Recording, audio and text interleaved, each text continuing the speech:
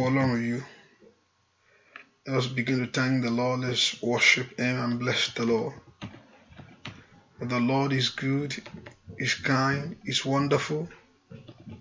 The Lord is merciful in every areas of our life. Let's appreciate this God. Jehovah Shammah, we thank you. Ọlọ́run agbé ọ̀gá lọ́wọ́lọ́ba yọ àyàn ológo fúri ọ̀fẹ́ àtàánú tàrí gbàsẹ́. We thank you, Lord Jesus. We thank you, Lord Emmanuel. We thank you, Lord King of Kings. We thank you, Lord Lord of Lords. Let's thank Him. Let's glorify Him. Let's honor Him. Ẹ ká dúpẹ́ lọ́wọ́ Ọlọ́run yìí. Bá tó fi àwọn tiẹ̀ sílẹ̀. Lift your voice and appreciate Him. Ẹ ká dúpẹ́ lọ́wọ́ Jésù yìí. Olóore ńlá, aláàánú ńlá. Exalt Him wherever you are. Exalt Him in everything that you do. Exalt Him for the grace and power. Exalt Him for the mercy. Exalt Him for kindness. Let's exalt Him for the goodness of God. Ẹ ká dúpẹ́ lọ́wọ́ Ọlọ́run yìí. Ọlọ́run mi ò mà ṣe o. Aláàánú mi ò ṣe. Wọ́n tó pọ̀ nígbà tá a gbá lórí ayé mi. Wọ́n tó ojú tì mí. Thank Him. Just exalt Him. Dúpẹ́ lọ́wọ́ Ọlọ́run yìí. Ọba tó fún gbogbo lódùlódù lé ọ lọ́wọ́. Ọba tó ń ṣe gbogbo nínú gbogbo. Our God, our righteousness. Let's thank Him. Let's bless Him. Ọlọ́run mo yàn ọ́. Wọ́n tó pọ̀ nígbà tá a gbá lórí ayé mi sẹ́. I want to begin to thank Him. Begin to lift your voice to Him. And begin to bless the Lord. Bẹ́ẹ̀ kó gbọ́ ọkàn rẹ yìn Ọlọ́run yìí. Ọlọ́run mi mà ṣeun o. Thank Him. Exalt Him. I want you to thank Him. Glorify the Lord with all your heart. Let everything that have breath praise Him. Gbogbo tó wà nínú rẹ kó yìn sẹ́. Gbogbo tó wà nínú rẹ kó gbéga. Gbogbo tó wà nínú rẹ kó yìn bàbá yìí. Let it thank the Lord. Let it worship the Lord. Kó dúpẹ́ lọ́wọ́ Ọlọ́run yìí. Fún oore ọ̀fẹ́ ńlá tó fún ọ. Àtàánú ńlá tó rí gbàṣẹ́. Ọlọ́run mi ò ṣe o. Ọlọ́run mi ò ṣe. Ọlọ́run mi ò ṣe. Ọlọ́run mi ò ṣe. Ọlọ́run mi ò ṣe. Ọlọ́run mi ò ṣe. Wọ́n tó pọ̀ nígbà tá a gbá lórí ayé mi. Wọ́n tó pọ̀ nígbà tá a gbá lórí ayé mi. Wọ́n tó pọ̀ nígbà tá a gbá lórí ilé mi gbogbo. Dúpẹ́ lọ́wọ́ Ọlọ́run yìí. Gbogbo ìgò ìfún, gbogbo ọlá ìfúnṣẹ́. Òun náà mo fẹ́ kó yìn lógo. Onífẹ̀ẹ́ jù lọ mo gbé ọ̀gá. Aláàánú ayé mi ò ṣe o. Wọ́n tó pọ̀ nígbà tá a gbá ló ṣe. Wọ́n tó ní gbogbo agbára lọ́wọ́ ó ṣe. Wọ́n tó ní gbogbo ìyìn lọ́wọ́ ó ṣe. Wọ́n tó bẹ̀ láti yìn. Wọ́n tó bẹ̀ láti gbéga. Jésù mà ṣeun. Ó ṣeun ilé mi ni. Inú ayé ọmọ mi ó mà ṣe. Inú ilé mi ó ṣe o. Lórí ilé mi ó ṣe. Mo yàn ọ́. Mo yàn ọ́. Mo yàn ọ́ fún oore ọ̀fẹ́ ńlá. Mo yàn ọ́ fún àánú ńlá. Mo yàn ọ́ fún agbára. Mo yàn ọ́ fún ọwọ́ ògo rẹ. Mo sì yàn ọ́ fún ọwọ́ ẹwà rẹ bàbá lórí ayé mi ni. Kábíyèsí ó ṣe o. Mo gbéga lọ́wọ́ báyìí. Wọ́n fún gbogbo ògo mi fún. Somebody lift your voice and just bless the Lord. Dúpẹ́ lọ́wọ́ Ọlọ́run ọba tí ò fi ọ́ sílẹ̀. Ọba tí ò jáyé gbé ọ jẹ. Dúpẹ́ lọ́wọ́ Ọlọ́run yìí. Ìyìn ò yẹ. Ìyìn yẹ Ọlọ́run yìí. Gbogbo ògo yẹ Ọlọ́run wa. Gbogbo ọlá yẹ Ọlọ́run wa. Just thank Him and worship Him. Dúpẹ́ lọ́wọ́ Ọlọ́run yìí. Just thank Him and exalt Him. Dúpẹ́ lọ́wọ́ Ọlọ́run yìí. Ọba tí ò fi àwọn tiẹ̀ sílẹ̀ o. Onífẹ̀ẹ́ jù lọ Ọlọ́run wa.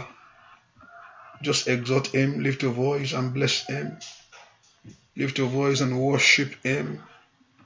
Lift your voice and exalt Him. dúpẹ́ lọ́wọ́ Ọlọ́run yìí. Ọlọ́run mo yìn ọ́. Ọlọ́run mo yìn ọ́. Dúpẹ́ lọ́wọ́ Ọlọ́run. Mo ronú jinlẹ̀, mo wo orí rẹ ní bàbá o. Ọlọ́run ò mà ṣe o. Mo ronú jinlẹ̀, mo wo orí rẹ lórí ayé mi ni. Mo ronú jinlẹ̀, mo wo orí tó ń ṣe. Father, I thank you, Lord. Think deeply and thank Him. Think deeply and worship Him. Think deeply and see He has done something great for you. Mo pò ṣe ń gbàgbọ́ fún kankan. Bá ronú jinlẹ̀ kó wo orí Ọlọ́run náà ayé rẹ sẹ́. Ọlọ́run ò mà ṣe o. Mo dúpẹ́ ó mà ṣe fún mi sẹ́ o. Bàbá o ṣé o. Bàbá o ṣé o. Bàbá o ṣé o. Bàbá o ṣé o. Ọlọ́run Israẹli o ṣé. Thank Him, exalt Him, lift your voice and just bless Him. With all your heart, worship Him. With all your soul, bless Him this morning. Thank Him, exalt Him. Ronú jinlẹ̀ kó yìn, gbéga fún oore ọ̀fẹ́ yìí, fún àánú tó pọ̀ yìí, fọwọ́ agbára ńlá, fọwọ́ ògo. Ẹnìmọ̀ Ísírẹ́lì mo yìn ọ́, mo yìn ọ́ bàbá, mo yìn ọ́ Ọlọ́run mi, mo yìn ọ́ olùwòsàn mi, olùdásí mi, olùgbà mi, ọba tó gbọ́ mi nínú ìyàsẹ́, ọba tó gbà mí lọ́wọ́ ẹ̀gàn. Dúpẹ́ lọ́wọ́ Jésù. Olúwa o ṣeun. Olúwa o ṣeun. Dúpẹ́ lọ́wọ́ Ọlọ́run yìí. Olúwa o ṣeun. Mo yìn ọ́. Ọlọ́run mi mo yìn ọ́. Bàbá mo yìn ọ́ sẹ́ o. Ọba mo ronú jinlẹ̀ Ọlọ́run ìyanu sẹ́. Dúpẹ́ lọ́wọ́ Ọlọ́run. Dúpẹ́.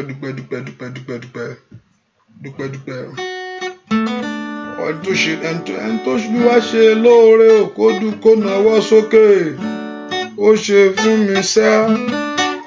Dúpẹ́. Ọlọ́run o ṣeun o. Ọlọ́run mo yìn ọ́, mo ronú jinlẹ̀. I thank God. Mo gbé ọ̀gá. Bàbá o ṣé o. Dúpẹ́ lọ́wọ́ rẹ̀ sẹ́. Ìwọ ló tó. Ìwọ ló tó. Ìwọ ló tó láti gba ògo. Ìwọ ló tó Ọlọ́run mi. Jésù ló tó bẹ́ẹ̀. Jésù ló tó. Ìwọ ló tó Ọlọ́run mi. Ìwọ ló tó Ọlọ́run mi. Ìwọ ló tó bẹ́ẹ̀. Ìwọ ló tó. Ìwọ ló tó Ọlọ́run mi. Jésù ló tó Ọlọ́run mi. Dúpẹ́ lọ́wọ́ Ọlọ́run. Kí ni fi san oore rẹ bàbá? Oore ńlá, oore ojoojúmọ́, oore ìgbà gbogbo. Jésù ẹ ṣé fún oore rẹ. Óyá o, bàbá o ṣé fún oore rẹ. Óyá o, bàbá o ṣé fún oore rẹ. Óyá oore ojoojúmọ́, oore ìgbà gbogbo. Jésù o ṣé fún oore rẹ. Dúpẹ́ lọ́wọ́ Ọlọ́run alààyè. Bàbá o ṣé fún oore rẹ. Bàbá o ṣé fún oore rẹ. Óyá o, oore ojoojúmọ́, oore ìgbà gbogbo. Jésù o ṣé fún oore. Óyá bàbá o ṣé fún oore rẹ. Jésù o ṣé sẹ́ fún oore rẹ. Óyá o, oore ojoojúmọ́, oore ìgbà gbogbo. Jésù o ṣé fún oore rẹ. Oore tó pọ̀, bàbá o ṣé fún oore rẹ. Alágbára, bàbá o ṣé fún oore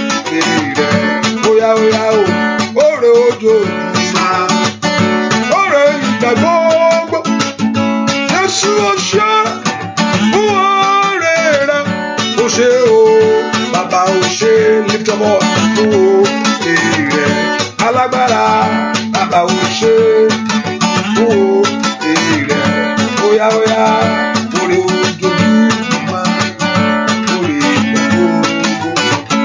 Jésù ò ṣe.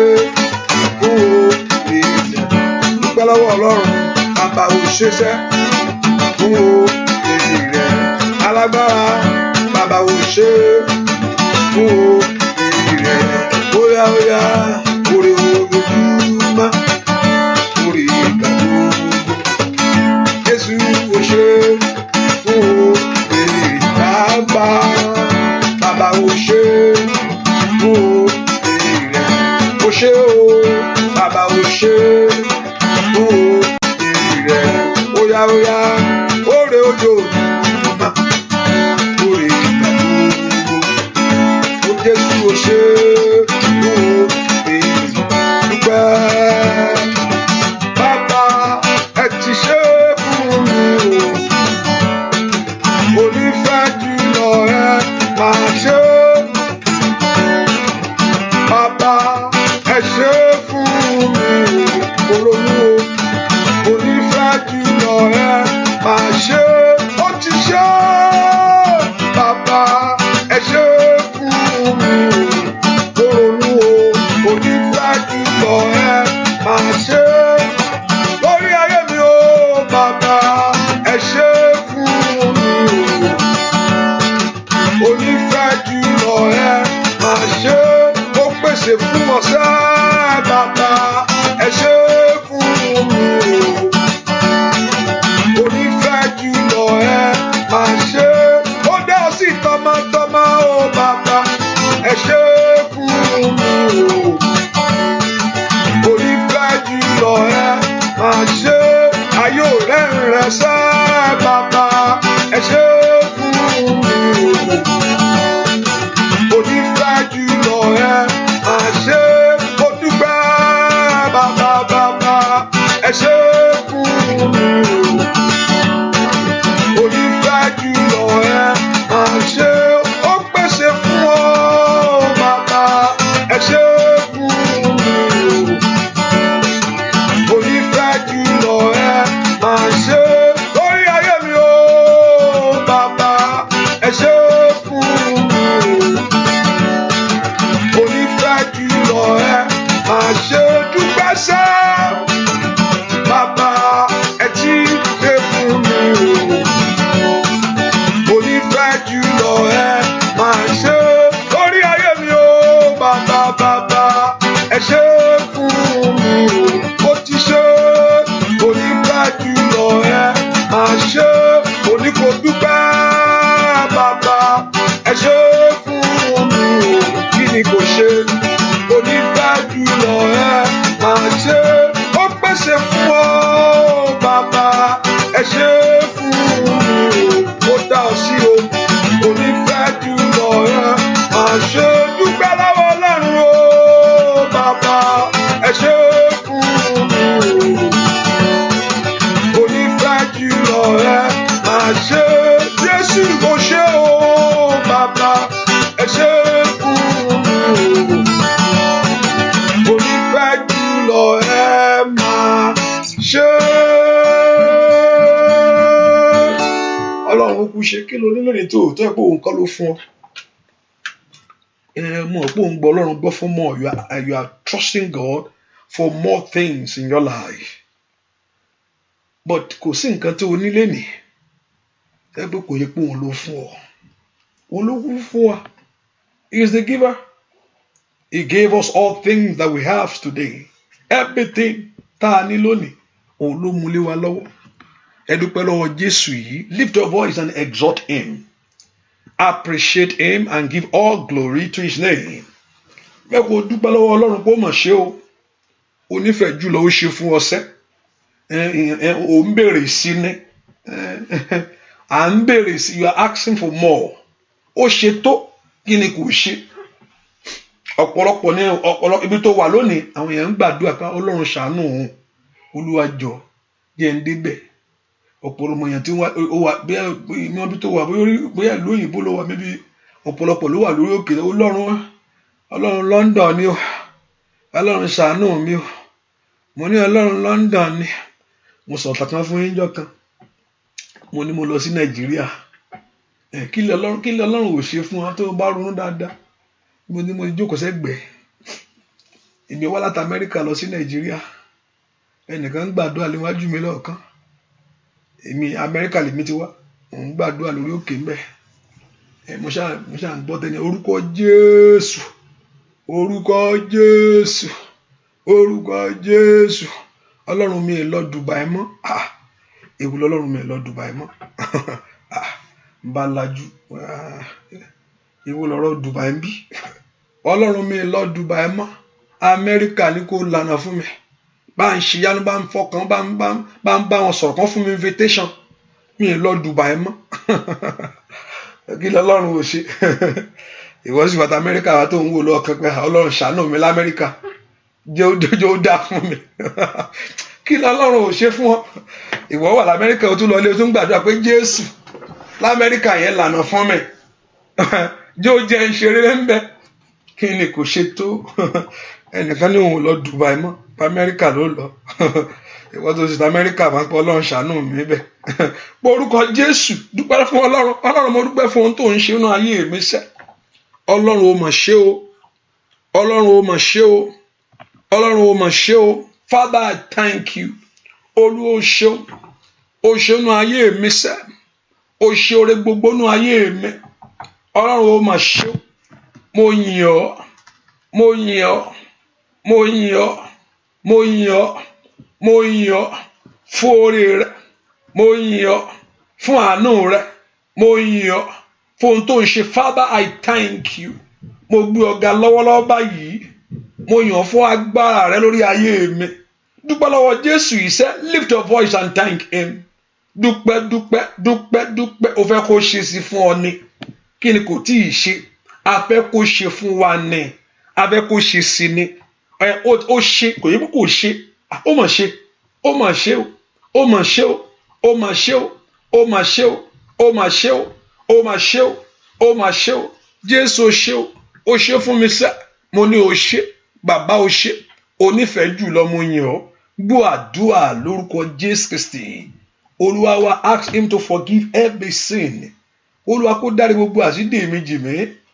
Lord, forgive me all my sin. Morúkọ Jésù dáadáa. Olúwa dárí àṣìdè mi gbogbo jì mí. Gbogbo ẹ̀ṣẹ̀ mi gbogbo, ẹ má dáríjì. Morúkọ Jésù, Olúwa dáríjì. Gbogbo ẹ̀ṣẹ̀ mi gbogbo, Olúwa dáríjì. Let God forgive you all your sin. Gbogbo àṣìdè mi gbogbo bàbá, Ọlọ́run jọ̀ọ́ dáríjì. Ask Jehovah God to forgive you all your sin. Gbogbo ẹ̀ṣẹ̀ mi gbogbo tí ò fẹ́ kí n ráàánú gbà o. Gbogbo ẹ̀ṣẹ̀ tí olùfisùn lò láti jẹ mí yàsẹ́. Every sin that's in my life, Olúwa dáríjì. Kò yẹ kó dáríjì mí nìkan, ó yá gbà mí lọ́wọ́ ẹ̀ṣẹ̀ yẹn. Orúkọ Jésù, gbà mí lọ́wọ́ ẹ̀ṣẹ̀ yẹn. Orúkọ Jésù, kò yẹ kó dáríjì ọ nìkan. Sọ Olúwa gbà mí, ẹ̀ṣẹ̀ má jẹ́ ó borí mi, ara má jẹ́ ó borí mi. Orúkọ Jésù, sọ mí di alágbára nínú rẹ bàbá.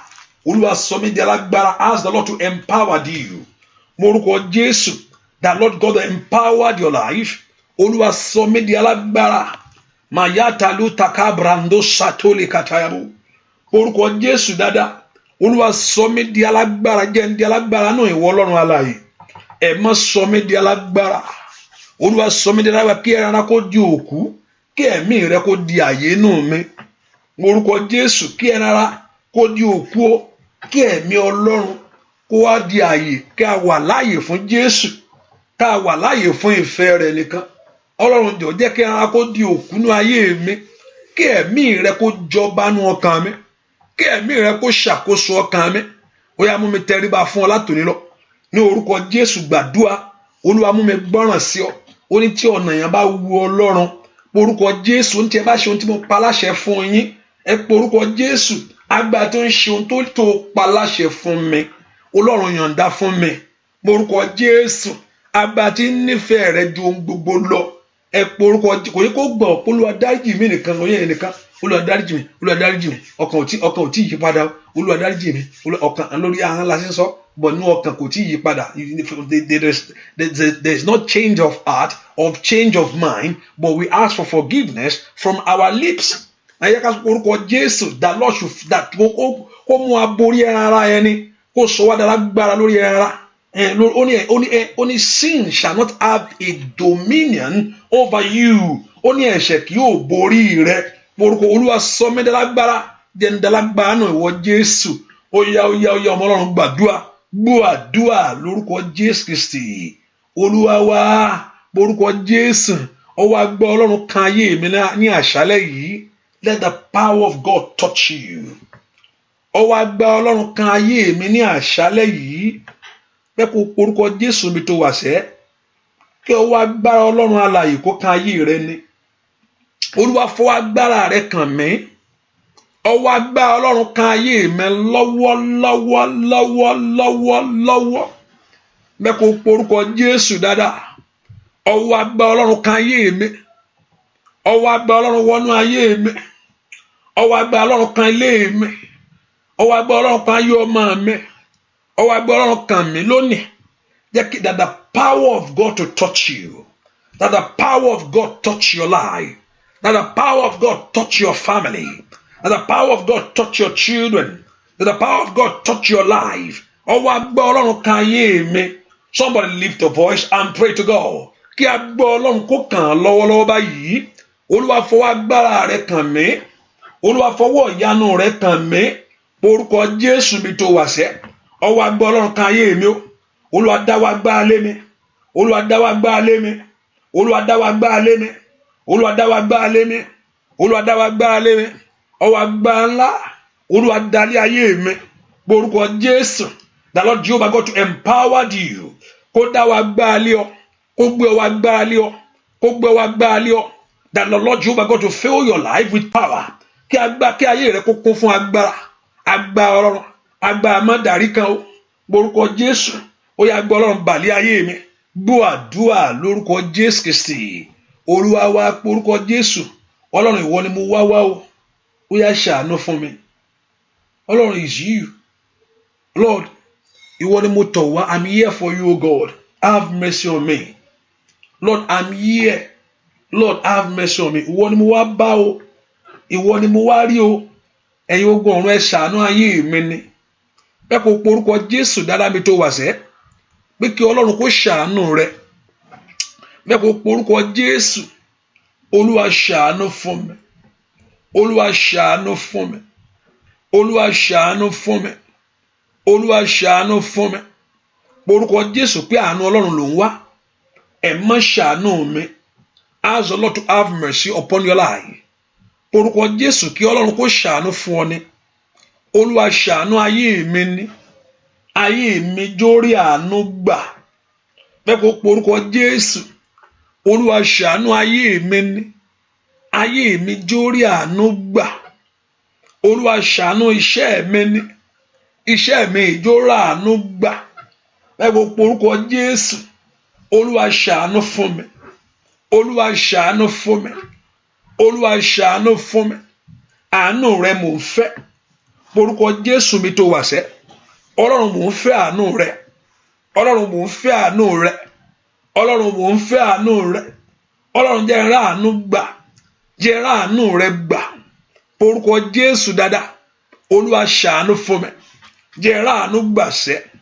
Olúwa ṣàánú fún mi. Jẹ́ n rí àánú gbà sẹ́.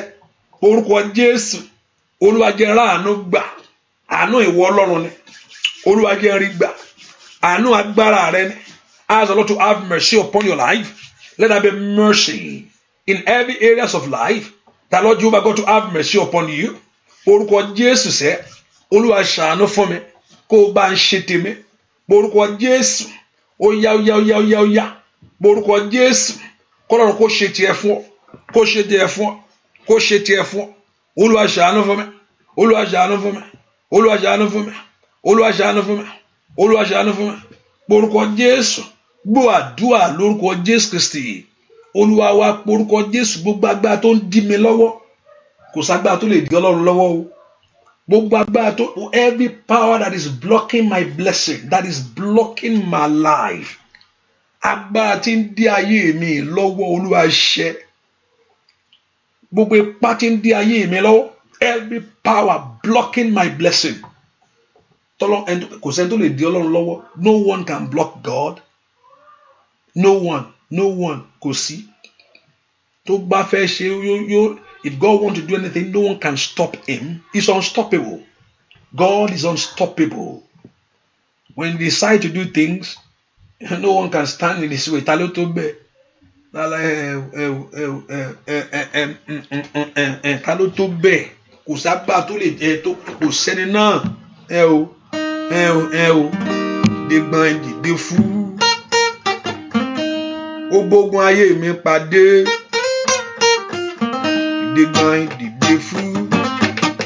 Ó gbọ̀n yàrá lára mi. Dìde bí alágbára. Ó gbógun ayé mi pàdé. Ajá lásán lè dènà. Má kókó rẹ̀ ní jùwà. Gbọ̀n yàrá lára mi. Aráyé máa pé wọ́n ní gbòógì. Lára mi. Kẹ́mi máa bóyá Ọlọ́run tó pọ̀. Gbọ̀n yàrá lára mi. Aráyé máa pé that Lord should take away every reproach. Lára mi. Aráyé máa óyá. Lára mi. Aráyé o lè ṣe alágbára gíga. You can do it. Lára mi. Kẹ́mi máa God can do it. Óyá. Lára mi. Aráyé máa pé óyá. Lára mi. Kẹ́mi máa lórúkọ Jésù. Bọ́yà lára mi. Aráyé máa óyá. Ọba ńlá lára mi. Kẹ́mi máa pé bóyá ìgbọ̀n ètú. Gbogbo ogun ayé mi pàdé. Ìgbọ̀n ètú. Gbogbo ìyànà lára mi. Ìdè bí alágbára. Gbogbo ogun ayé mi pàdé. Ajá lásán lè dènà. Mọ́tò rẹ̀ ní jùlọ. Lára mi. Kẹ́bí máa pé óyá.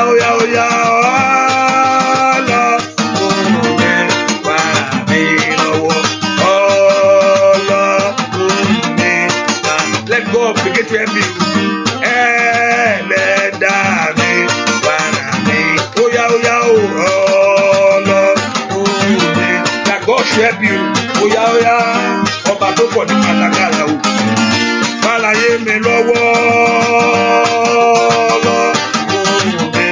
Para mi lọ́wọ́. Wá ránṣẹ́ mi lọ́wọ́. Óyá. Bàbá mi rán ọ̀rọ̀. Let God begin to help you. Lórúkọ Jésù. Óyá o. Ó ràn ayé rẹ̀ lọ́wọ́ sẹ́.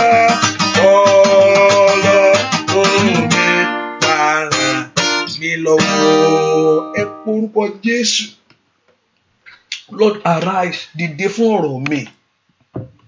Ìpọ́njú tó gẹ́ o. This reproach is enough. Ìjákulẹ̀ yìí tó get this disappointment is enough. Enough is enough, oh God. Enough is enough, oh God. Eléyìí ti jù mí lọ. The Lord said that He will not tempt you above what you can bear or beyond what you can bear. Ọlọ́run ò ní dán ojú ohun tó o lè gbà lọ. Ọlọ́run mi lè gba eléyìí mọ́.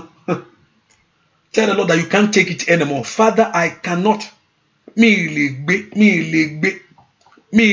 I can't take this anymore. Orúkọ Jésù, mi lè gbé léyìí mọ́. Olúwa mi lè gbé lé mọ́. This is enough, oh God. Bẹ́ẹ̀ kó orúkọ Jésù. Màyá dáadáa bá ó ṣàkáyàwó. No more of this anymore in my life. No more stagnancy. No more failure. Orúkọ Jésù, Olúwa mi lè gbé léyìí tó eléyìí jù mí lọ mi lè gbé léyìí mọ́. Open your heart and pray and talk to God. Enough is enough, oh God. Enough is enough, oh God. Ilé tó gẹ́ bàbá, enough is enough. Enough of failure. Enough of stagnancy. Enough of disappointment. Olúwa mi lè gbélé mọ́. Oh yeah, the Lord should put an end. Ripatondere ashandere bukafaria. Mayandere atakutaku shakadeo. Borúkọ Jésù. Kí Ọlọ́run kó fi òpin sí òṣì inú ayé rẹ ni. Olúwa fi òpin sí òṣì ayé mi àtẹ̀gàn mi. Oya ọmọ Ọlọ́run bolówà. Borúkọ Jésù mi tó wà sẹ́. Jẹ́ kí òṣì àtẹ̀gàn ayé mi dópin. My Father and my God, put an end to every failure, to every stagnancy, to every disappointment, oh God. Borúkọ Jésù mi tó wà. Olúwa fòpin sí, put an end today. Olúwa fi òpin sí eléyìí. Oya yaba nomijé mi nù. Wipe away my tears. Wipe away my tears. Oya nomijé mi nù. Ask the Lord to wipe away your tears. Oya ba nomijé mi. Ohun tó ń pa mí lẹ́kún yìí. That thing that makes you to shed tears. That makes you to cry. Borúkọ Jésù. Ẹ má nùnù. Olúwa nomijé mi nù. Olúwa nomijé mi nù. Olúwa nomijé àwọn èèyàn yìí nù. Wipe away their tears, oh God. Wipe away their tears, oh God. Wipe away their tears, oh God. Wipe away their tears, oh God. Wipe away their tears, oh God. Borúkọ Jésù. Wipe away their tears, oh God. Borúkọ Jésù. Wipe away their tears, oh God. Gbọ́ àdúrà lórúkọ Jésù Kristi. Olúwa wa. Ẹ ká porúkọ Jésù. Olúwa ṣàánú ayé mi ní ojúmọ́jọ́ tì mí. Lord, have mercy on me. Don't let me be put to shame. Ìrètí pípẹ́ ó máa mú ọkàn ṣáko. Kò ní sí ara ẹnìkan, ọkàn àtún ṣáko ni. When hope defer, it makes out to weary. Gbàdé yẹn bá retí nǹkan kan ọdún kìíní, ọdún kejì, ọdún kẹta. Àtọ́lọ́ bá sọ fún ẹ pé lọ́dún báyìí ó lòun ó ṣe kíní yẹn. Olúwa sọ pé ọdún báyìí ni ó ṣe. Gbà tí ó sọ̀rọ̀ tó ń tó ọmọ pé ohun tó ní ìdí nìyẹn tó fẹ́ kó ṣẹlẹ̀ nìyẹn. Except maybe you have been told that God is going to do at one very year or certain year. So you will not worry. So you just hold on to God and wait for His promise. But you are trusting God, this that is needed in your life. You need this very thing now.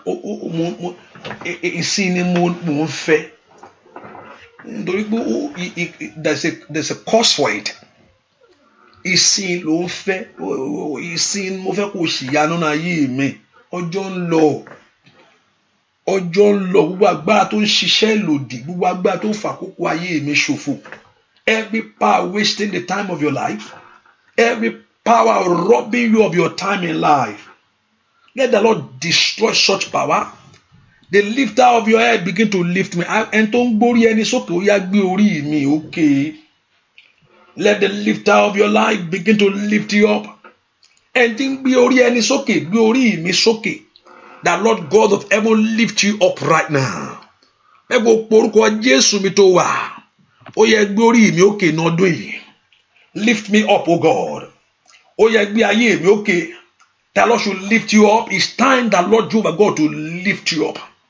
It's time for lifting up. Ó yẹ gbé orí mi òkè. Ẹ gbé orí mi òkè. It's time, oh God, lift me up, oh God. Porúkọ Jésù, kí Ọlọ́run kó gbé orí rẹ òkè ni. Ẹni tó pọ̀ nípa àti agbára. Ó yẹ gbé orí mi òkè. Porúkọ Jésù, ó yẹ gbé ayé mi òkè. That Lord should lift you up. That the lifter of your head lift you up. Ẹni tó ní mi gbé orí mi òkè o. Nínú ọdún ìgbé orí mi òkè. Ní orúkọ Jésù, that Lord should lift your head up for something great. Ní orúkọ Jésù, kí ire kó kàn ọ́. The Lord should lift you up for something great. Mo ní kí ire kó kàn ọ́. The Lord should lift you up for something great. Mo ní kí ire kó kàn ọ́. The Lord should lift you up for something great. Mo ní kí ire kó kàn ọ́. Orúkọ Jésù, the Lord God of heaven, to lift your life up. Kí ire kó kàn ọ́. Orúkọ Jésù dáadáa. Ó yẹ gbé orí mi òkè. Ó yẹ gbé ayé mi òkè. Ẹ jẹ́ kí ire ó kàn mí. Ẹ jẹ́ kí ire ó kàn mí. Ẹ jẹ́ kí ire ọmọ kàn mí. Ní orúkọ Jésù. Rikatayabo, Sandire Katayabo, Manzutakaba, Rikatakabo, Mazikayabo. It's my turn. It's my moment, oh God. Ọmọ ńlá ní kò gbàdúrà. Borúkọ Jésù. Ẹjọ́ kàn mí. Àṣeyọrí ni. Ó yá. Mo ń bolo wàṣẹ. Borúkọ Jésù yẹn ni. Ó yá. Lita yúṣàdé ríkàtẹ yabokaya orúkọ Jésù onagire kan ọdún yìí ẹjọ́ kan mẹ ó yẹ ṣìyanu. That Lord begin to do it, begin to do wonders, begin to do wonders in the name of Jesus. Orúkọ Jésù begin to do it, oh God. I say this year, turn it around, and then this year make it happen in the life of everyone. Orúkọ Jésù oya. Gbọ́ àdúrà lórúkọ Jésù Kristi Olúwa wa. Ẹ ká porúkọ Jésù. Olúwa jọ̀ọ́ tí màálù bá sọ wo nù ó ti sọ nǹkan nù. If cow lose his horn, there's something to the sono. Ẹ ká porúkọ Jésù. Ọ̀tá mi jó sọ agbára nù. Lórí ayé mi agbára jó sọnù. Your enemy must lose his power over you. Your enemy must lose his power over your life. The enemies of your dream must lose his power over you. Ó dán kó sọ agbára nù. Ọ̀tá mi sọ agbára nù lórí ayé mi. Ẹnìkan mo ní kó gbàdúrà mo fi màálù ṣe sample fún ọ torí agbára ẹni tí ń kàn ọ́ yìí tó ń kàn kókòkò rè ẹni tí ń gba òǹgbò rè ń gba òǹgbò. Orúkọ Jésù óyá rí pàtàkì bá ò ṣàdáyàbò óyá jó sọ agbára nù ìwo rẹ̀ jó kán. Mo ní jó sọ agbára nù ìwo rẹ̀ jó kán. Orúkọ Jésù jó sọ agbára nù ọ̀tá mi sọ agbára nù ìwo rẹ̀ jó kán. Orúkọ Jésù dáadáa mi tó wà ọ̀tá ayé mi o. That your enemy begin to lose his power over your life. He said, break that seed, oh God. Orúkọ Jésù ìwo rẹ̀ jó kán. Yóò sọ agbára nù. Ó yá ọmọ Ọlọ́run gbàdúrà. Orúkọ Jésù. Ó yá pé orúkọ Jésù. Ẹni tó lóhùn kan ayé mi mọ́lẹ̀. Ó yá. Rípa tó lé abá ṣídà bá kàtáyàwó. Olúwa yóò sọ agbára nù. Ìwo rẹ̀ jó kán. Olúwa kán ìwo rẹ̀. Ó yá gbàdúrà. Kó sọ agbára nù sẹ́. Ní tàlí pàrọ̀ sátàyàwó. Ríkàtẹ́líà ó ṣàdíyàwó. Ríkẹ́tọ́líà kásádẹ́wó. Let the enemy lose his power. Ripatondikata. Let the enemy lose his power over your life in the name of Jesus. That Lord should dethrone him. Rikatelebo of his power. Open your heart and pray that Lord you are going to dethrone your enemy of his power. Litali prandotaka. Ọ̀tá mi. Óyá. Yóò sọ agbára nù. Yóò sọ agbára nù. Yóò sọ agbára nù. Yóò sọ agbára nù. Yóò sọ agbára nù. Yóò sọ agbára nù. Yóò sọ agbára nù. Open your heart and pray. Rikatakapa. Tagba ń bẹ lọ́wọ́ ta yóò jọ ń yà. Ẹ porúkọ Jésù. Ritatoliabo. Sondirekatea. Gbọ́ àdúrà lórúkọ Jésù Kristi. Olúwa wa. Not only that the Lord should give you victory. You know, sometimes when enemy is, up to something in the life of someone, not only that at the end you have victory, but wọ́n á fojú Olúwa rí kàkà. Wọ́n á fojú Olúwa rí nǹkan náà. I mean, you pass through things, Kọ́lọ́run kó gbàgbà lọ́wọ́ ọ̀tá kó gbàgbà ọ̀tá jẹ́ ni. Wọ́n jẹ́ olórúkọ kì yóò rọ̀ mí. Àwọn lè fún yàn fakún kígbẹ́ gburu jáde. But ó lè má yàgbẹ́ kú. Bẹ́ẹ̀ ni.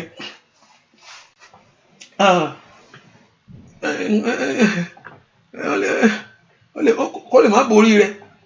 Ṣùgbọ́n ìyẹn sọ pé èèyàn náà ò ní rí nǹkan náà. Bọ̀wọ́ ó ní kò ní borí ni. Ó ní kò ní gbọ́ pé ọ̀tá ń ṣe nǹkan gbà mí pé èèyàn ní feel it. Èèyàn lè feel it. You can feel it sometimes. Èmi ètò mọ̀. O lè má mọ̀ mí. That many God has given us victory that you don't see, unseen battle that you don't know about it, and God will reveal things to you and say, this is what is going on in your life. But anything that fojú tí Ọlọ́run ṣe bá yẹn jàjà yẹn, ọgbà bí tọ́ta bá gbé ọwọ́ wá ń gbà mí, ọgbà bí wàá mọ̀ pé nǹkan kan ń ṣẹlẹ̀. Báwo lèyàn ṣe mọ̀ pé ọ̀tá ló ń ṣẹlẹ̀ bí àti yẹn bá mọ̀. èèyàn náà rí nǹkan náà ló fi mọ̀ pé ẹtúndé ẹdẹ àfihàn that you will see something but ó sọ fún ẹ pé yóò ní láti bẹ̀rù torí pé o ní Jésù. Mo ní Jésù ní bàbá, aráyé ẹ bá mi dúpẹ́. Mo ní Jésù ní bàbá, ìfòyà mi ti sá lọ. Ọba tó gbójúlé ló di ààbò mi, ọba tó farati ní ìgbẹ́kẹ̀lé mi. Mo ní Jésù ní bàbá, ogun ayé ti ṣẹ́ pátápátá. Mo ní Jésù ní bàbá, ìfòyà mi ti sá lọ.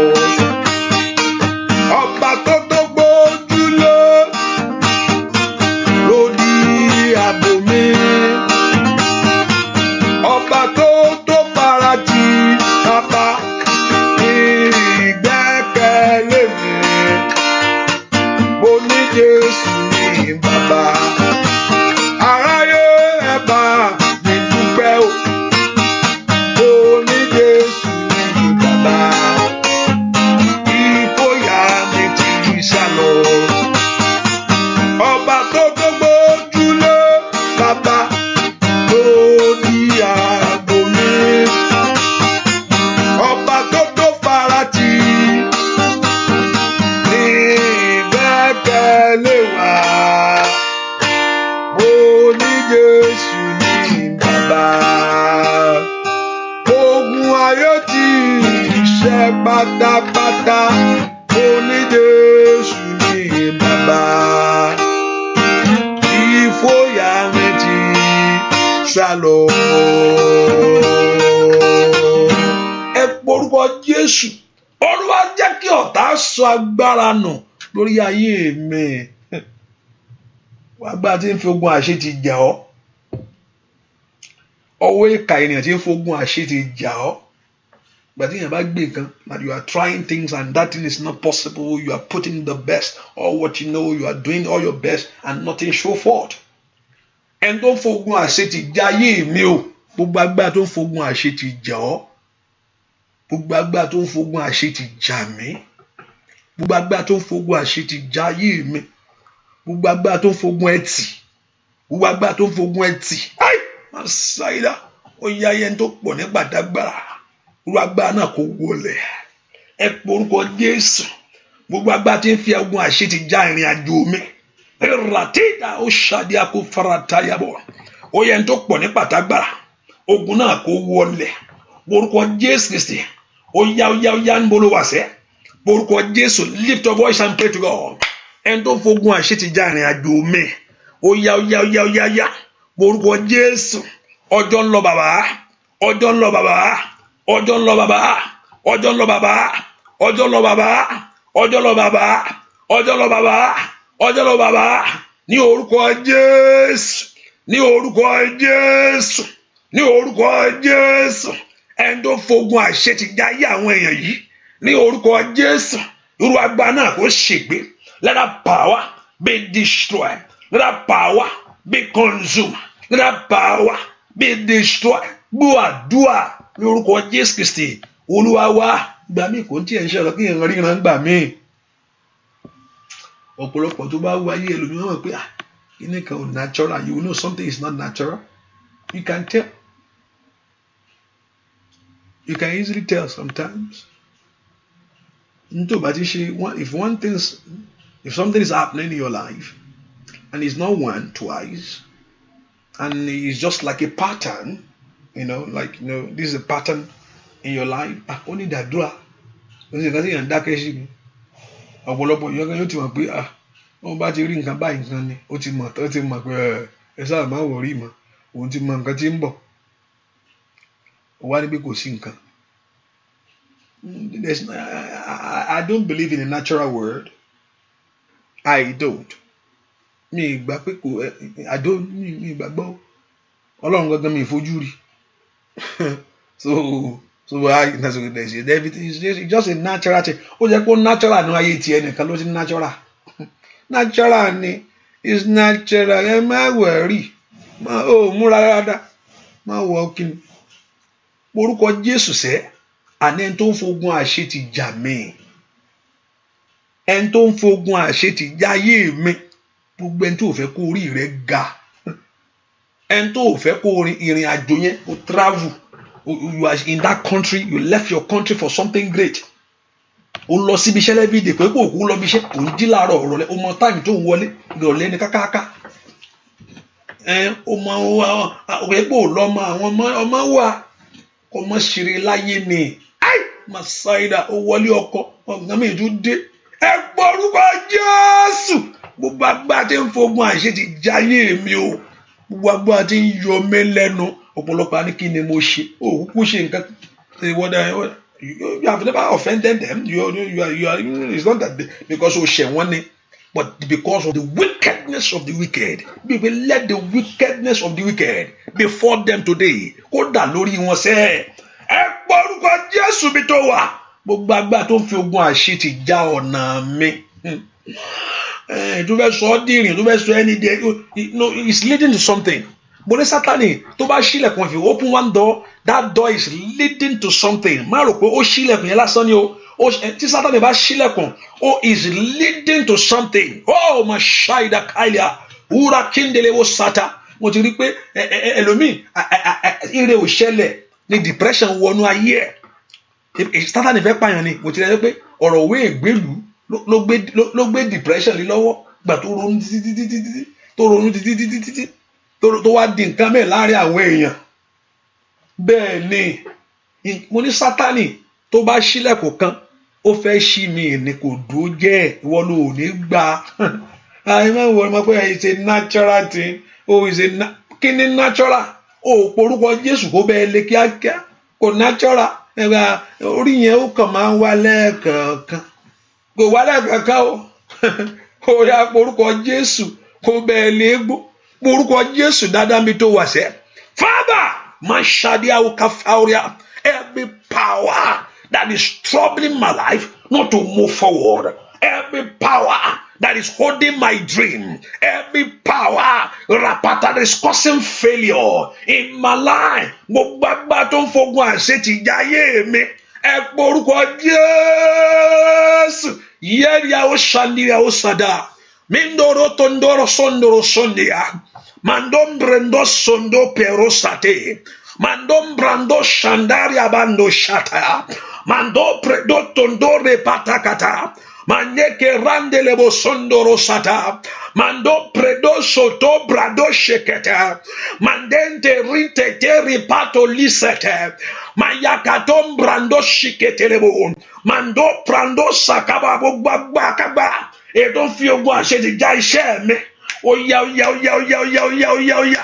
Borúkọ Jésù. Ọlọ́run jẹ́ kí agbára náà kó bàjẹ́. Ó yá ọ̀nà mi láti dára ni. Gbọ́ àdúrà lórúkọ Jésù Kristi. Olúwa wa.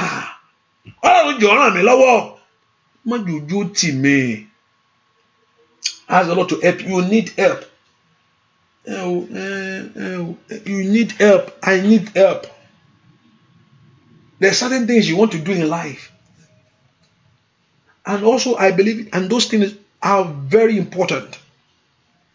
Very important things in your life. You need it. It's needed. There are certain things I call needed things in our life. Even though God knows you need it.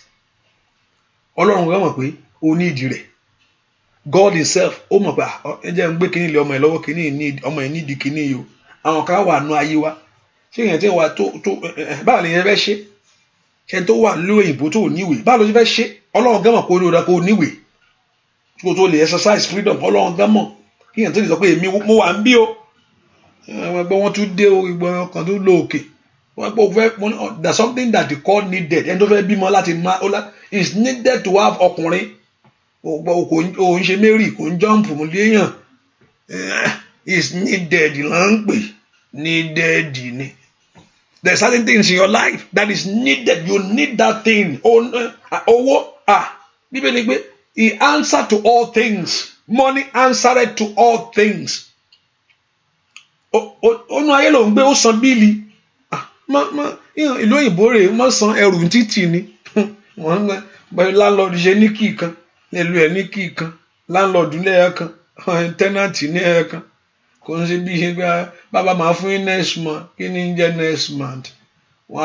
Sheriff yóò ti gbé lẹ́tà sójú ọ̀nà ni pé see you in court next month ni ó pè. See you in court ni. Yóò wá miss 1 month lélẹ̀. Next àwọn wọ́n ti bẹ́ẹ̀ lẹ̀ ẹ́ bẹ́ẹ̀ pé ẹjọ́ ẹ pàdé wa ń kóòtù. Wá sọ pé it's not needed. It's needed. Ẹ porúkọ Jésù. Ọlọ́run ṣe ohun ìyanu nínú ayé mi sẹ́. Bá mú ìtìjú ayé mi kúrò. Olúwa mú kúrò. Eléyìí ó tọ́ sí mi. Ire tọ́ sí mi o. Ire yẹ mi bàbá. Lord, this fit my life. Morúkọ Jésù. Ó yá ire tọ́ sí mi. Ire yẹ mi bàbá. Mẹ́gbọ́ porúkọ Jésù mi tó wà sẹ́. Ó máa yáǹda ya ó ṣàtì yàrá kàyà. Ríkà tó ń dẹrẹ àsìkábà. Ire tọ́ sí mi. Ire yẹ mi bàbá. Morúkọ Jésù. As the Lord, this fit me, oh God. I need this suffering. Mo ń fẹ́ eléyìí bàbá. Ó yẹ mi nì. Oh, Masaida. Ondo yẹ mi o. Morúkọ Jésù. Mansata yabo. Ó yẹ morúkọ Jésù. Begin to lift your voice to God. Ọmọ yẹ mi láyé o. Èmi náà fẹ́ rọmọ mi bí. Èmi náà fẹ́ bímọ. Èmi náà fẹ́ bí. Èmi náà ó bá fáwọn eléyìí bí. Èmi náà fẹ́ bí. Mo ti fún mi nínú láti gbọ́ ọmọ. Ọmọ Ọlọ́run lanu kó gbàdúrà o. Ó fún ọnú láti gbọ́ ọmọ ni. Ó yá. Ohun rere tó yẹ mí. Ọmọ Ọlọ́run ṣètò. Ohun rere tó yẹ mí. Ọmọ Ọlọ́run ṣètò. Kọ́kọ́rọ́ ayọ̀ jẹ́ kó tẹ̀ mí lọ́wọ́ kirikiri. Oore tó yẹ mí. Ọmọ Ọlọ́run ṣètò. Oore tó yẹ mí. Ọmọ Ọlọ́run ṣètò. Kọ́kọ́rọ́ ayọ̀ mi jẹ́ kó tẹ̀ mí lọ́wọ́ kirikiri. Ó yá ohun rere yẹ mí. Ọmọ Ọlọ́run ṣètò. Ohun tó yẹ mí. Ọmọ Ọlọ́run ṣètò. Kọ́kọ́rọ́ ayọ̀ jẹ́ kó tẹ̀ mí. Ó yá bàbá mi máa ohun rere ló yẹ mí. Ọmọ Ọlọ́run ṣètò. Ilé yẹ mí. Ọmọ Ọlọ́run ṣètò. Kọ́kọ́rọ́ ayọ̀ jẹ́ kó tẹ̀ mí lọ́wọ́ kedere. Orin ló yẹ mí. Ọmọ Ọlọ́run ṣètò. Òye ló yẹ mí. Ọmọ Ọlọ́run ṣètò. Kọ́kọ́rọ́ ayọ̀ jẹ́ kó tẹ̀ mí lọ́wọ́ kedere. Ẹ porúkọ Jésù ó mọ̀ yẹ mí o. Inú ọdún yìí ni kò fi fún mi. Lord, give it to me, oh God. In this very year, I need it.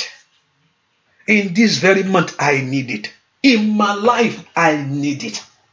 I need to move forward, oh God. Màá lè sìn ọ́. Màá lè sìn ọ́ dáadáa.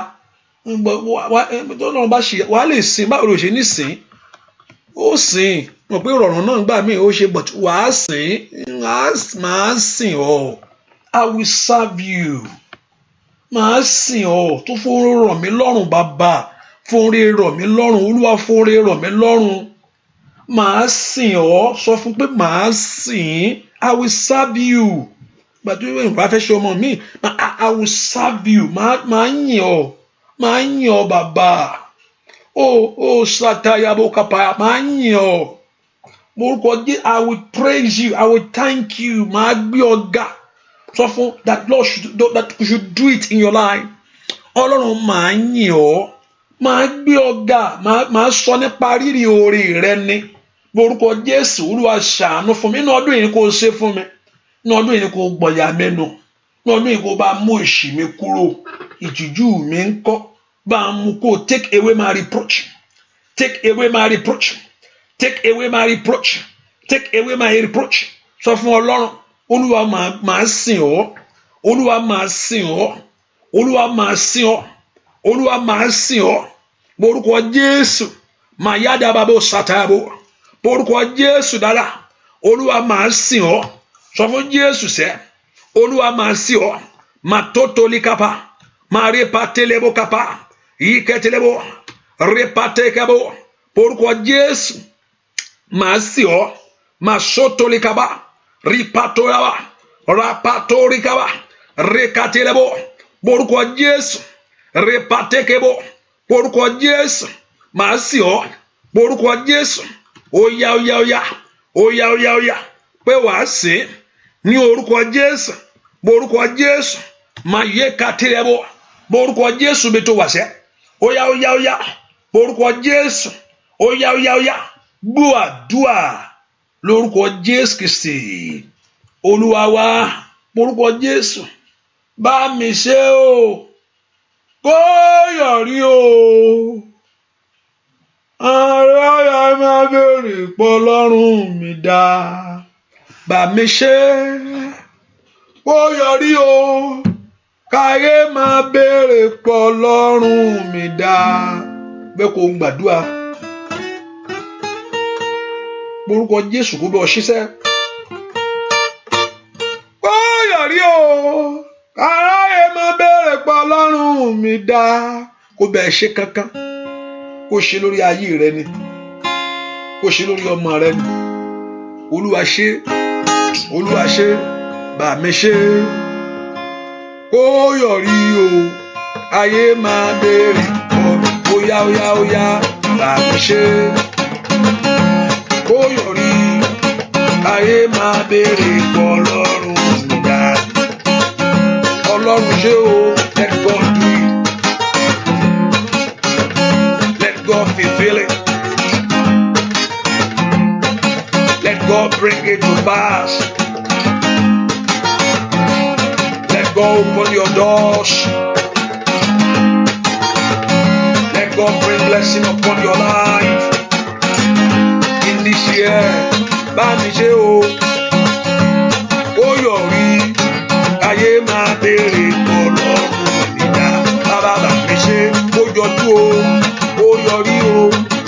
Ayé máa béèrè pọ̀ lọ́rùn. Ayé máa béèrè, wọ́n retí. Wọ́n dúró.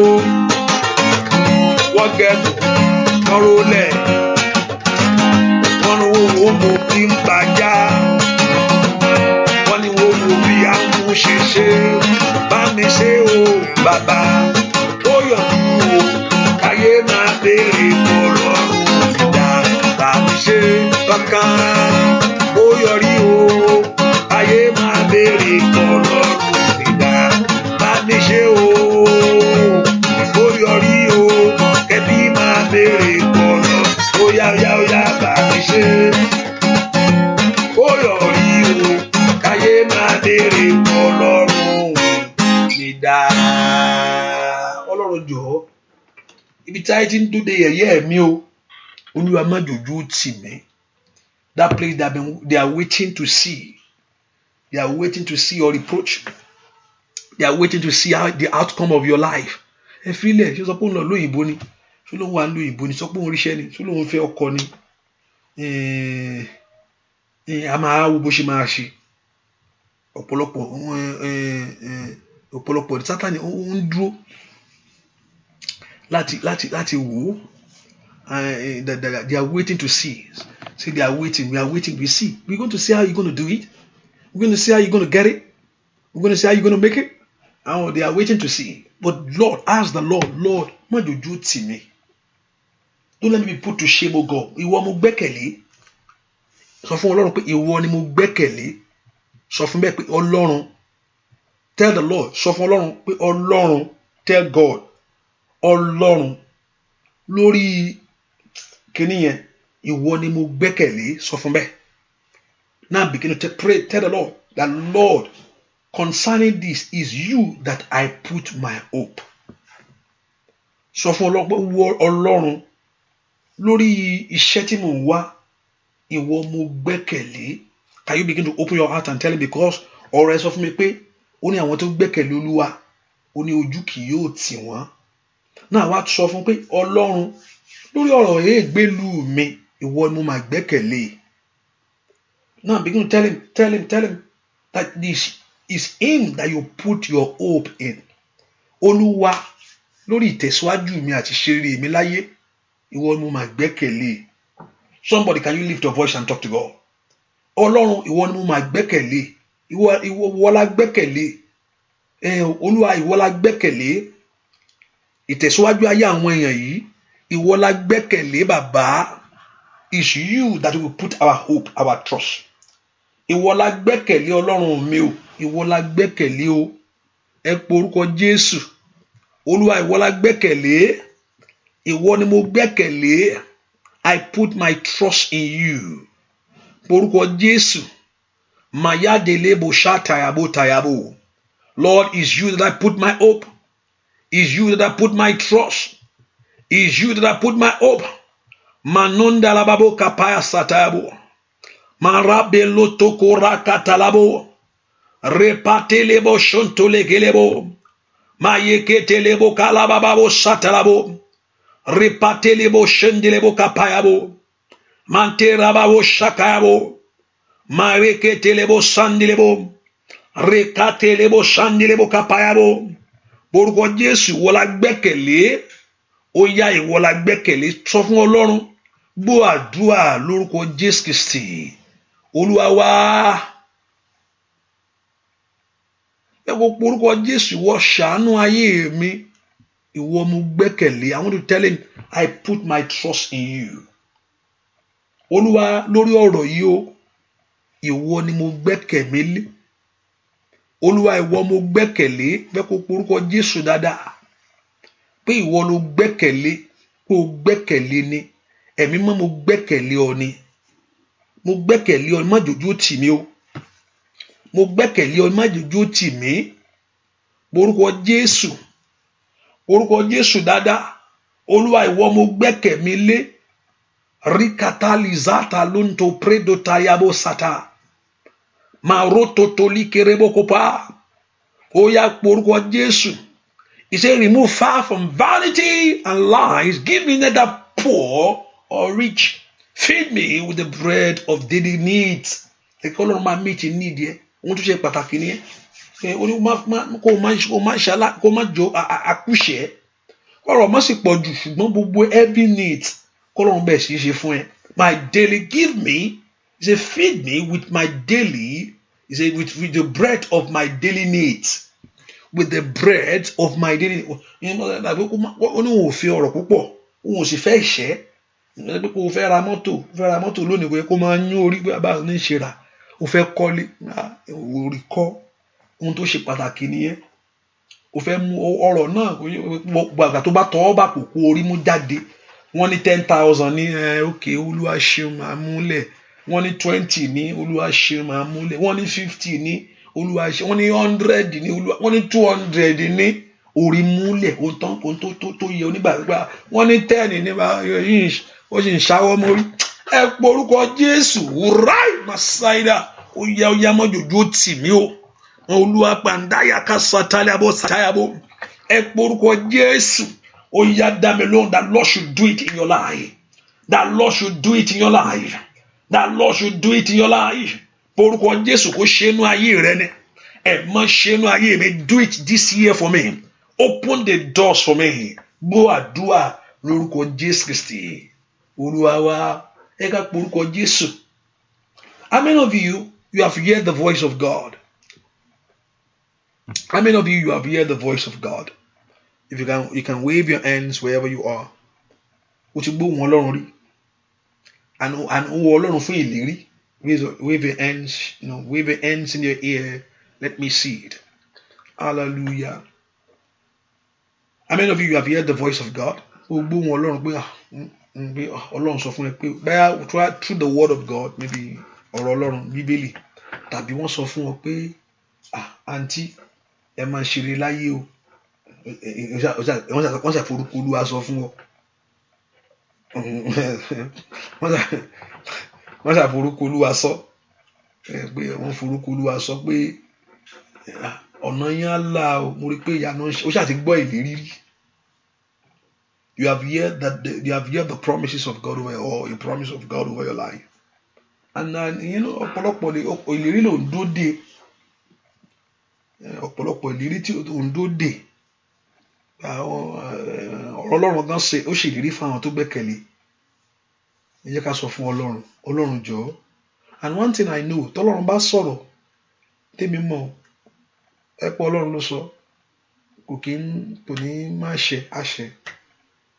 Ẹ ká sọ fún Ọlọ́run jọ̀ọ́ rántí ọ̀rọ̀ rẹ, ìlérí ọ̀rọ̀ rẹ rí wá jẹ́ kó wá mú ṣẹ kankan. The Lord should bring it to pass. Ìlérí ọ̀rọ̀ rẹ, what he have said to you. Olúwa wá mú ṣẹ kankan fún mi. Má jẹ́ n kú sóko oko waiting. Don't let me má jẹ́ n kú sóko waiting. Má jẹ́ n kú sóko ìrètí. Bá mú mi lọ sí ibi ìmúṣẹ. Take me to my place of fulfilment. Ọlọ́run ó ṣe 2019, 2018. Ọlọ́run wá ṣe fún mi 2019. This 19 now. 19 rí bàbá. Ó ti sọ pé wàá ṣe. Olúwa mú ṣẹ fún mi. Do it. Take me to my fulfilment land. Má jẹ́ n kú sóko ìlérí dá o. Olúwa máa ṣe inú ayé yín sister ògo báyìí ògo tí mo rí inú ayé yín báyìí ó tàn yanyanyanyan ó tàn gbogbo àwọn èèyàn ló ń ṣáà ń kí yín kọ́ńkọ́n ṣáà ń ṣe gbogbo ẹ̀ fún yín mo rí pé mọ́tò yín náà bọ́gìnì mo rí pé ẹ̀ ń fò orúkọ Jésù Ọlọ́run jọ̀ọ́ èyí yàtá yàbò sọ̀tò yàgàbà Ọlọ́run mú ṣẹ fún mi sẹ́. Lord, take me to my fulfilment land. Ẹ mú ìlérí ṣẹ fún mi. Ó yẹ ẹ mú ìlérí ọ̀rọ̀ yín ṣẹ. Bàbá ẹ rántí ọ má ṣe gbàgbé ìlérí rẹ fáyé mi. Olúwa má ṣe gbàgbé sẹ́. Ìlérí rẹ fáyé mi. Ìlérí rẹ fáyé mi o. Ọmọ Ọlọ́run wá mú ṣẹ. What he has said concerning you, what he has declared concerning your life, it's time for fulfilment. Olúwa ó ti sọ fún mi pé ìwọ ó ṣe. Ọlọ́run wọ́n ti forúkọ rẹ̀ sọ fún mi pé o ló ṣe, mo sì gbàgbọ́. Ó ní àwọn tí ó bá gbà ọ́ gbọ́ ojú kì yóò tì wọ́n. Olúwa mo gbọ́rọ̀ rẹ gbọ́. Tell him that I believe in your word. Olúwa mo gba ọ̀rọ̀ rẹ gbọ́ ni. Mo gbọ́ ohun tó sọ fún mi gbọ́. Mo gbọ́ ohun tó sọ. I believe in your word. Mo gbàgbọ́ ni. Mo gbàgbọ́. Ọlọ́run mo gbà ọ́ gbọ́. Mo gbọ́ ohun tó sọ nípa rẹ fún mi sẹ́. Pé màá ṣe láyé. Pé wàá gbé orí mi òkè. Mo gbàgbọ́. Ìlérí náà mo dì mú. Ìlérí náà pé màá ṣe lórílẹ̀‐èdè yẹn bó ṣe rìnrìn àjò yẹn. Mọ̀ pọ̀ ọ̀pọ̀lọpọ̀ àti òǹkó orílẹ̀ Nàìjíríà òrìdé kù mọ̀ pọ̀ ẹni tó kọ́kọ́ fò wà pé Ọlọ́run mo ṣe ń lọ yìí jẹ́ ń ṣe rere kò sẹ́ni tí ò jáde tí ò sọ bẹ́ẹ̀ nu àbẹ́ tí ò bá mọ Ọlọ́run nìkan ló kù ló fẹ́ kú olórílẹ̀ kan ló sọ fún Ọlọ́run ìrìnàjò tí mò ń rìn wọ́n sọ fún ẹ pé bó ṣe ń lọ yìí o mọ̀ gbogbo àmì ìlérí tán sọ fún ẹ má wọrí nílùú Amẹ́ríkà yẹn ní London yẹn gbogbo ẹ má inú ojú gbogbo wa wò wà gbogbo ẹ gbọ̀ndùnmọ́dún ní Ọlọ́run ò ṣe parọ́. Ẹ porúkọ Jésù ìlérí tó ṣẹnu ayé mi that Lord should bring fulfilment into your life. It's time, oh God. Ẹ̀yin ogun ọ̀run ẹ mú ìlérí ṣẹ. Ẹ mú ìlérí ṣẹ. Gbogbo agbára tí ń jí mi níre tí ń dí ìlérí lọ́wọ́.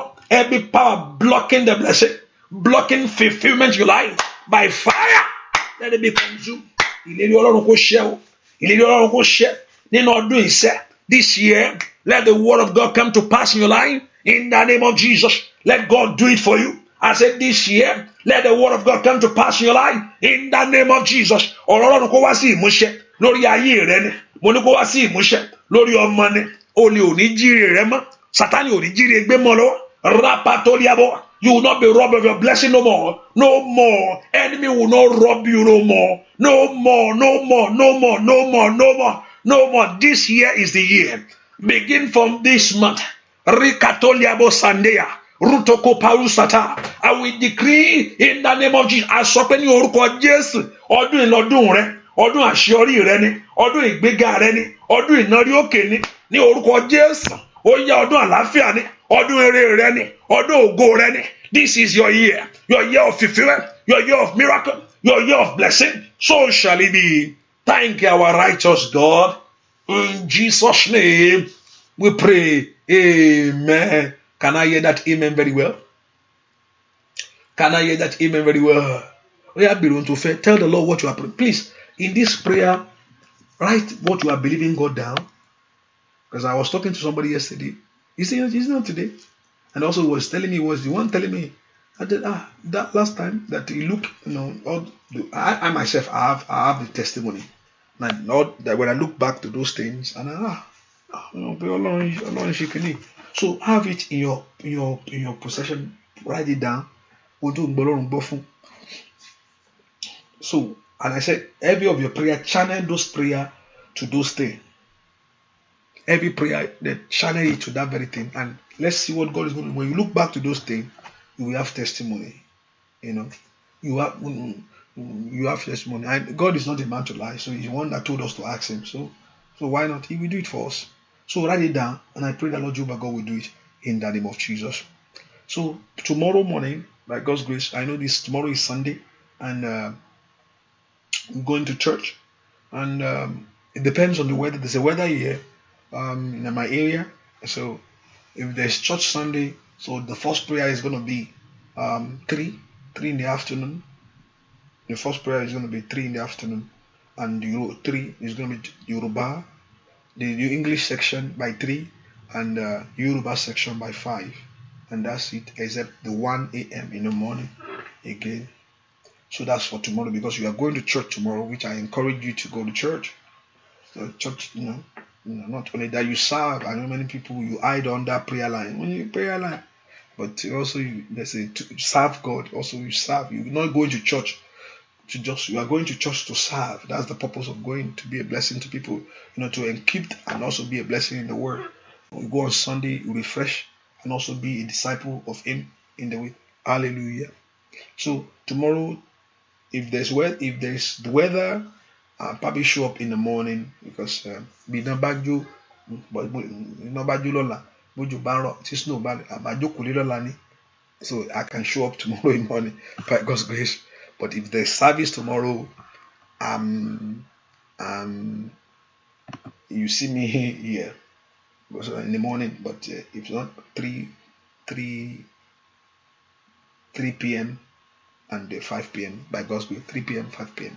And the Lord God will bless you and He will increase you for something great. So our prayer continue tomorrow also, and Jehovah God will strengthen you. Lórúkọ Jésù kí ìyanu kó ṣẹlẹ̀ nínú ayé, kí àdúrà yín kó gbà, kí ọwọ́ Ọlọ́run kó kàn yín, kí inú yín kó sì dùn. Oore ọ̀fẹ́ Jésù Kristi, ìfẹ́ mọ́ ti Ọlọ́run, ìdàpọ̀ tẹ̀mí mọ́ kó má bá a gbé. By the grace of the Lord Jesus Christ, the love of God, and His fellowship of the Holy Spirit be with us now and forevermore. Amen. Amen. Can somebody shout a big hallelujah? Can you shout that hallelujah?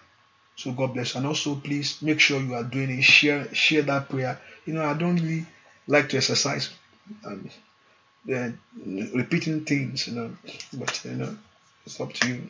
Do your best to share it. Hallelujah. Share it. God bless you. Bye-bye.